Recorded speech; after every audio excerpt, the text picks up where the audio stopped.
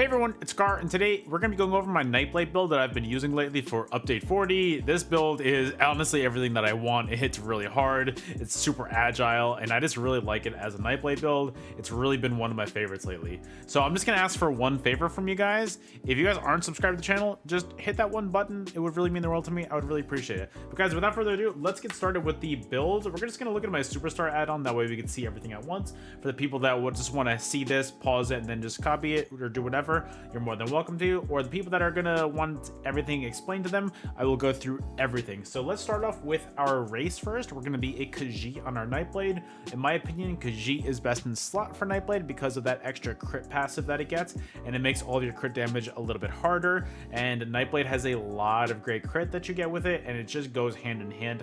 Khajiit with Nightblade, in my opinion, is just the best. As far as our attributes go, we're going to have 28 points into magic and 36 points into health. It gives a max magic pool of 21.1k, a max health pool of 35.2k, and a max stam pool of 16.3k. We're also going to be Vampire Stage 3, so please do not forget about that. And also the food that I'm using is going to be Orzoga Smoked Bear Haunch. It's going to increase our max health, and also it's going to increase our stam and magic recovery as well. And then also for our Mundus, we're going to be using the Lover. And as we can see, our penetration just sitting here before we even do any buffs, we are sitting at 20.1k pen. It is an insane build. I love it. It's so much fun. So let's look at our sets first. We're going to be using a heavy Balrog's helmet in Reinforced and a medium Balrog's shoulder in Divines. So what Balrog's does is it gives us line of weapon and spell damage, and when you use an ultimate ability, you gain weapon and spell damage equal to the amount of total ultimate consumed. Basically, if you have 200 ultimate and you use it, you're going to gain 200 weapon and spell damage. So that's great for your overall damage after your ultimate as well, and it also counts towards your ultimate too. And then on top of that, you're also going to be getting physical and spell penetration equal to 23 times the amount of total ultimate consumed as well. So again, let's stay with that 200 number. So 200 times 23, we're going to be getting an extra 4,600 penetration if we use a 200 ult. So that's great for your overall damage, great for your overall penetration, and you're just really cutting through people like paper when you're using this build. We're also going to be using a heavy trainee chest piece in Reinforced. Trainee, we have one extra slot in this build, so trainee is going to give us an extra line of max health to get our stats up as high as possible. We're also going to be using a light shattered face hands in well-fitted shattered face. What am I saying? So basically, shattered face is a 12-piece item set that gives you bonuses on the 5-piece, 10-piece, and 12-piece. So we're only using 5-piece for this for our front bar, and basically that's just going to give us 7,918 offensive penetration, which is an insane amount of penetration. That is hardcore overkill, and a lot of people do think that it's overkill. I like it because I feel like a lot of people have high resistances, so you're just cutting through everybody. People who you're over penning, people who you're just about penning the right amount. It's just great in my opinion, and I've been having so much fun with this. Also, we're going to be using a different mythic than normal. I've been using Left-Hander's Aegis Belt on this in the well-fitted trait. Left-handers, basically, you don't get roll dodge anymore as far as the terms of your dodging abilities, but instead you're going to get a shield that is worth 20,900 damage. So basically, whenever you're roll dodging, you're just getting a huge shield, and you're just going to be minimizing your incoming damage a lot.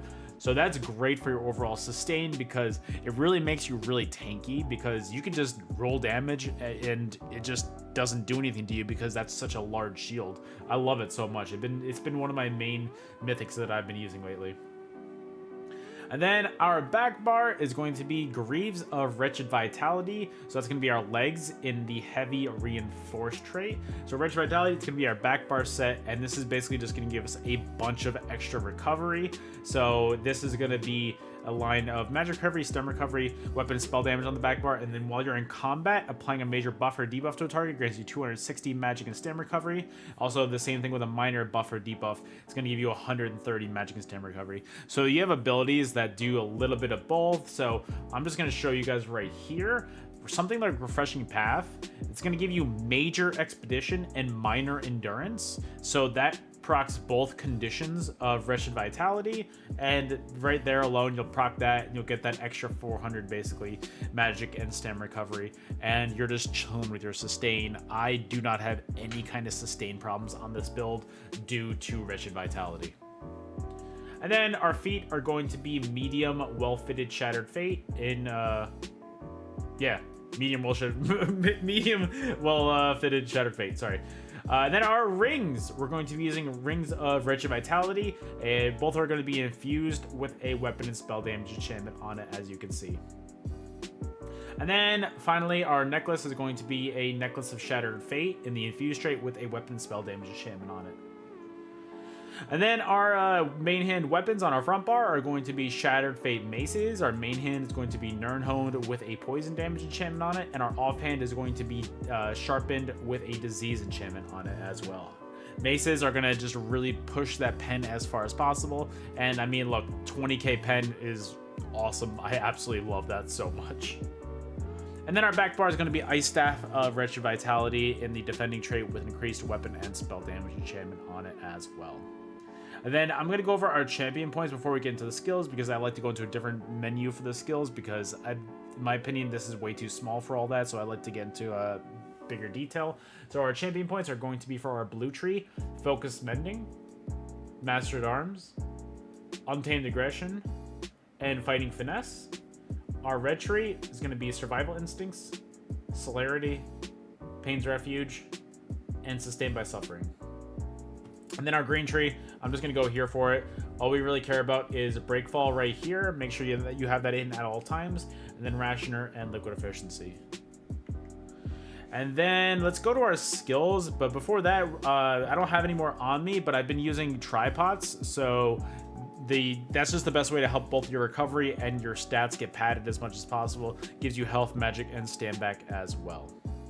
All right, so for our skills, our main spammable is going to be Concealed Weapon. That's going to be a great source of damage for you. So you're going to get Major Expedition just by having, just by having this active. You're going to get Minor Expedition. So that's going to increase your movement speed by 15%. So that's huge for your overall movement speed. Then on top of that, when you leave the effects of Sneak or Major Expedition, you're going to be getting Major Berserk on this for 10 seconds as well. So that increases your damage on by 10%, and that is huge amounts of damage. This is a great to really put the pressure on your enemies. Also, Shadowy Disguise. They recently buffed this last patch, where this ability also gives both bars of yours, Major Prophecy and Savagery. So it's going to increase your weapon and spell critical by 2,600. So that's huge for your overall crit. And on top of that, you get to go invisible. And who doesn't love that? I mean, personally, I hate fighting against it, but I mean, it's really strong. So you can't argue about that. And then Power Extraction, this is going to be your source of Major Brutality and Sorcery, so it's going to increase your weapon and spell damage by 20%.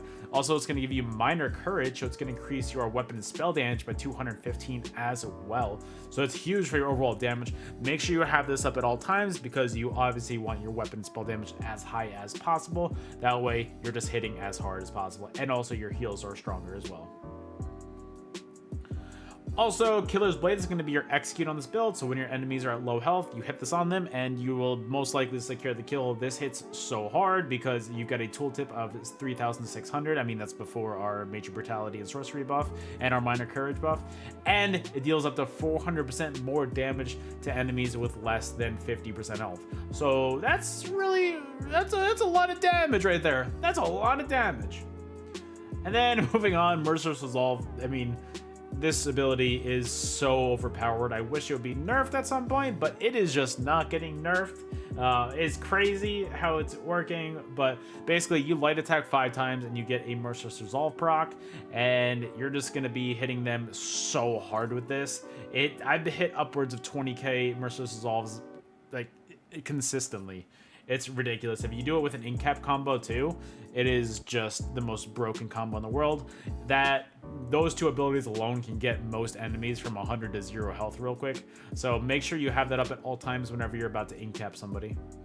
Speaking of in-cap, this is going to be our ultimate on our front bar. And so this is going to be what you're really doing to try and burst your enemies down as fast as possible. Doing this is really going to just secure a lot of kills, or if not, at least give the pressure to you as well. Remember, using this as well is going to proc your Battle Org, so that's going to also increase your weapon spell damage. Also, it's going to increase your penetration as well. And then our back bar, we're going to be using Phantasmal Escape, so it's going to be a source of major evasion, so it's going to reduce your damage taken from AoEs by 20%. Also, it's going to be your snare removal as well, so it's going to remove all snares and immobilizations for you for 4 seconds, and grade immunity as well. And on top of that, while active, taking direct damage reduces the cost of your next roll dodge by 10%, and that could get up to a maximum of 100% to basically give you a free roll dodge. So again, that's awesome for your left-handers because you want to roll dodge as much as you can within reason because you don't want to waste all your stam. So having Phantasmal Escape really reduce the cost of your roll dodge helps a lot. And then we're also going to be using Refreshing Path. This is going to be a lot of different abilities in one. First of all, it's going to give you Major Expedition, so you're going to be really fast. It's going to give you Minor Endurance and Minor Intellect, so it's going to increase your stam and magic recovery by 15%.